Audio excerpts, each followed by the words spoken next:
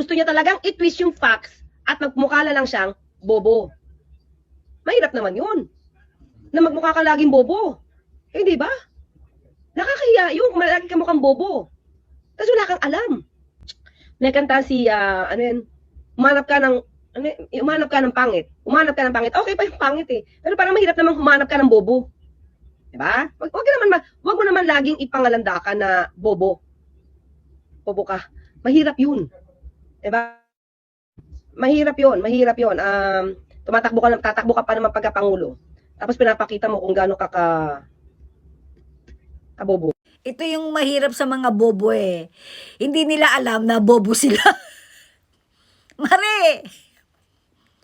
Kahit magtali-talinuhan ka, kusang loob na lumalabas yung kabobohan mo. Di ba? Alam mo yun? Yan ang problema sa mga bobo. Nakatulad mo, hindi mo alam, ikaw yung bobo. Bobo ka. Putang ina ka, sino namang baliw ang hahanap ng bobo? At sino ring baliw ang hahanap ng pangit? Di ba? Mas mabuti pa nga daw humanap ng pangit kaysa humanap ng bobo. Sino ngang gago ang hahanap ng pangit na bobo pa? Alam nyo, may mga tao na sa kabila ng hindi masyadong kagandahan sa panlabas na anyo, dahil sa kabutihan ng kalooban, natututunan nating mahalin. Pero, hindi hinahanap ang pangit, Mare. At hindi rin hinahanap ang bobo.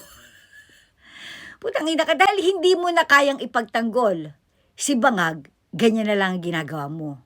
Dahil hindi mo kayang iangat, okay? Si Ngagva na nagbigay sa'yo ng maleta, tinatapakan mo na lang si VP Sara. Yan na lang ang kaya mong gawin, wala na iba. Magaling ka lang magsinungaling, magaling ka lang mang-intriga, pero hindi ka marunong mag-isip, Mari. Bobo. Si VP, bobo. Yan ang hirap sa Mari. Dahil nga bobo ka, ulitin ko, hindi mo alam na bobo ka. Putang ina, tula tong kaalam-alam talaga. Sang-ayon naman ako sa sinabi ni VP Sara na kaya magulo ang Pilipinas dahil kay bangag. Isipin niyo mabuti, ano nga bang punot dulo ng kaguluhang ito?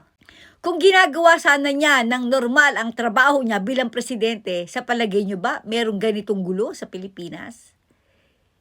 Isipin niyo mabuti, baliwala na yung trilyong-trilyong nakawan na ginawa dyan sa DPWH.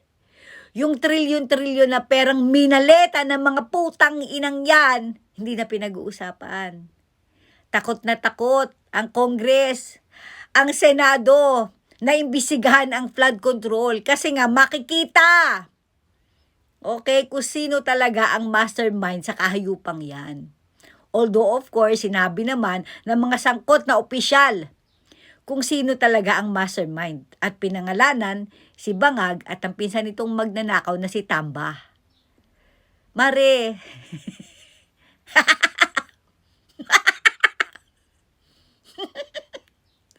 hindi mo na kaya? Hindi mo na talaga kaya pagtanggol si Bangag. Kaya ganyan na lang ginagawa mo. Tangina mo.